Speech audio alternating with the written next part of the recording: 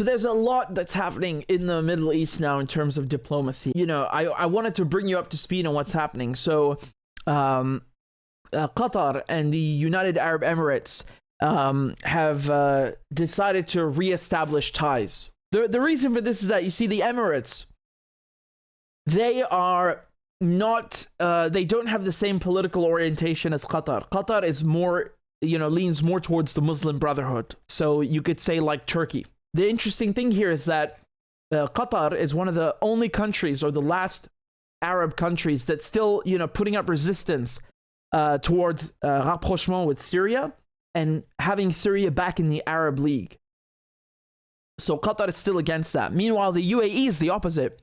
The UAE, I think, is, you know, has been at the forefront for these last couple of years. You know, they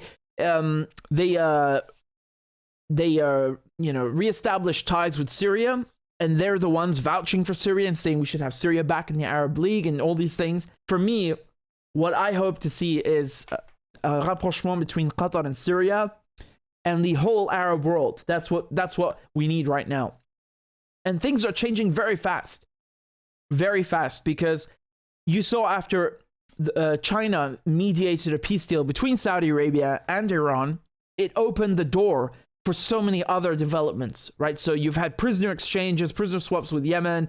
You've had Syria and Saudi Arabia normalizing, reestablishing ties. You've had Yemen and Saudi Arabia and their rapprochement. So, you know, this is a good time now, and you're seeing a lot of positive developments. I wanted to show you also the Saudi foreign minister was in Damascus. It's quite a sight seeing this. You know, who would have thought that this was going to happen, right? There's this Bashar al-Assad, Syrian president, greeting him.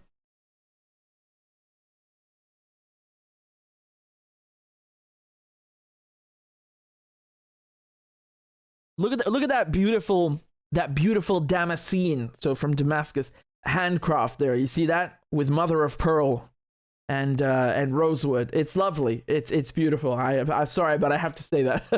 On Al Jazeera, they were talking about how Bashar al-Assad met with Prince Faisal, who's the Saudi foreign minister. He landed in Damascus, and it's the first visit by a Saudi official to the Syrian capital since 2011, in 12 years.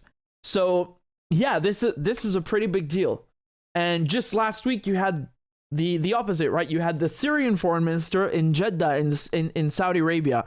Again, first Syrian official in Saudi Arabia for the first time in 12 years.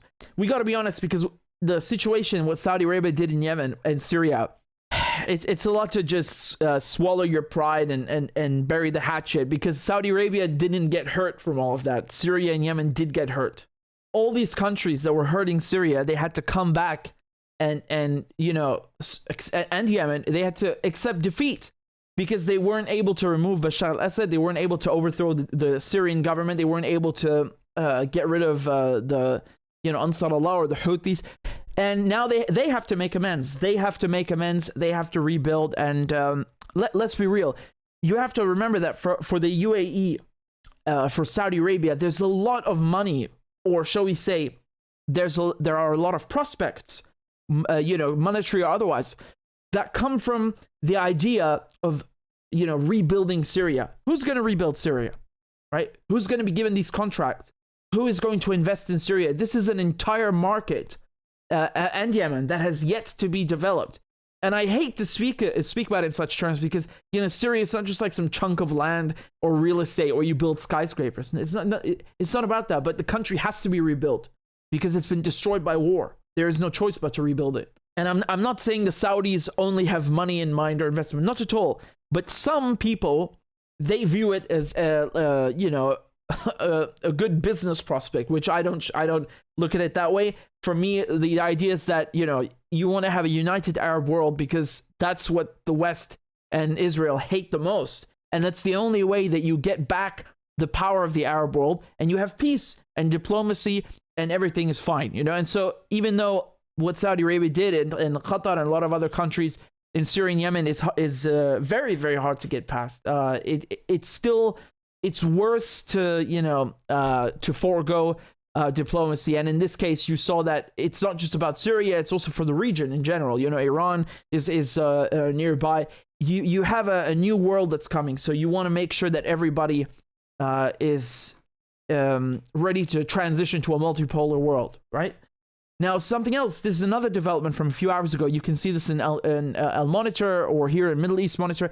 They say the headline reads, Syria's Kurds seek talks with regime amid regional challenges. So they released a 9-point statement saying that, quote, we affirm our readiness to meet and talk with the Syrian government and with all Syrian parties to hold discussions and present initiatives for a solution. And this is very, very interesting. Let me just show you a map, by the way, for those of you who've forgotten what areas the Kurds control. So you know, for me, I can visualize it, but it's basically the northeast, so everything that's east of the Euphrates River. So we're talking about Hassakin, Deir ez-Zor. These are two governorates, and all of the oil is there. You know, and all of the it's called the breadbasket region because it's literally, you know, quite literally a breadbasket. The wheat, you know, all valuable things or most valuable things are grown there. Let me just get you a map here so you can see things really haven't changed on the battlefield since 2019. This is quite accurate for the most part, even to this day. So this is a map from Al Jazeera, and you can see everything in yellow. So this is as I said, Hassakin, Deir ez-Zor. The lines have changed here, I would say, but just, you know, focus on this area where my mouse is moving and what's in yellow. This is what the Kurds control, and I just told you the importance and significance of it. They basically have wanted to create, you know, they've been trying for a while to create their own, you know, autonomous region or country, right? And the Kurds just next door in Iraq, they already have an autonomous region, but in Syria they don't. Now, of course, from the point of view of the Syrian government, and I would say most Syrians, they're not okay with this because you're basically carving out, you know, 1/3 of Syria, taking the oil, taking the wheat. That doesn't work. I mean, Syria doesn't just have Kurds or you know, you've got like 20 different ethnicities and minorities. If every one of them, whether it's Palestinians or Armenians or Christians or Orthodox Christians or Syriac or Syrian or Bedouin, you know, if every one of them starts saying, well, let's carve out this place, I mean, you will literally be handing Syria on a silver platter to Europe once again, just carved up into 20 pieces and balkanized. The importance of this statement that was just released tonight is very big. Here's from Al Arabiya, which is a Saudi outlet. The statement that the Kurds put out today, they say, denied any separatist ambitions in, quote, affirming Syria's territorial integrity, unquote, and calling for Syria's resources to be shared fairly. Now, this is a very, very drastic change in position from what I just told you, where they want a semi or fully autonomous region. And now they're saying, we respect Syria's, you know, territorial integrity, and we want resources to be shared fairly. So you can see very clearly that the Kurds are, you know, they're looking at the situation in the Middle East, and they see, okay, hold on. The Syrian foreign minister was in Saudi Arabia, and in Egypt, and in Tunisia, and now the Saudis are visiting, and you know, Bashar al-Assad went to Oman, and all the Arab countries are, you know, reestablishing ties with Syria. They are in a weaker position now. They are in a much weaker position because it's very difficult for them now to argue for an autonomous region, because everyone is no one is talking about this amongst the countries that are you know, engaging in rapprochement with Syria. They haven't mentioned this, and so the Kurds are having to change their position now.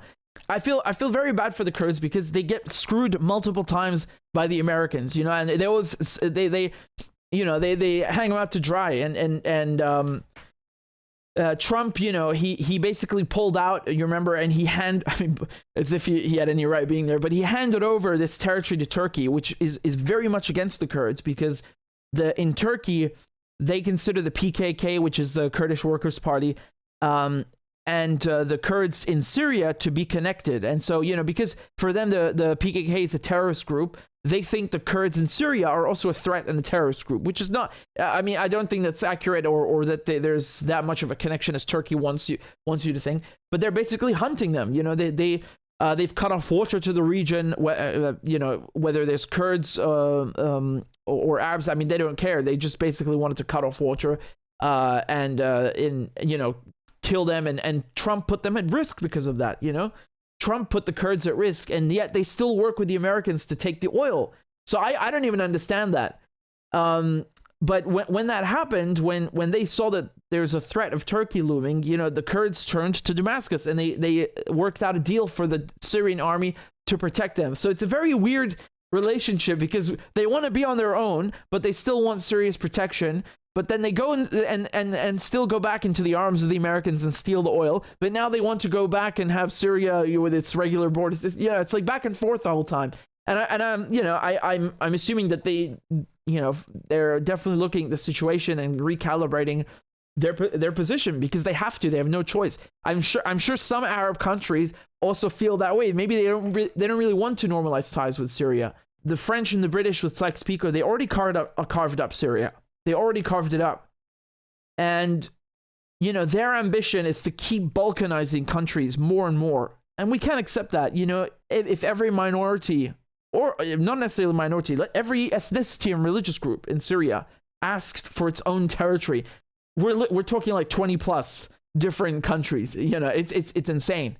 And what makes Syria so nice is that it is precisely a fabric, woven of all these ethnicities and groups, and that's what makes Syria so beautiful. It's the original melting pot.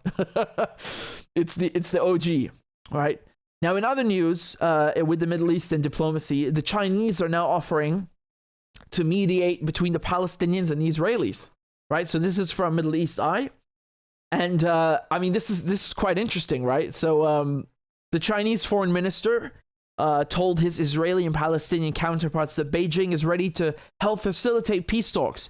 Foreign Minister Ging Yang basically had separate phone calls. It's funny because the Israelis, they didn't mention any of this in the readout. Basically after the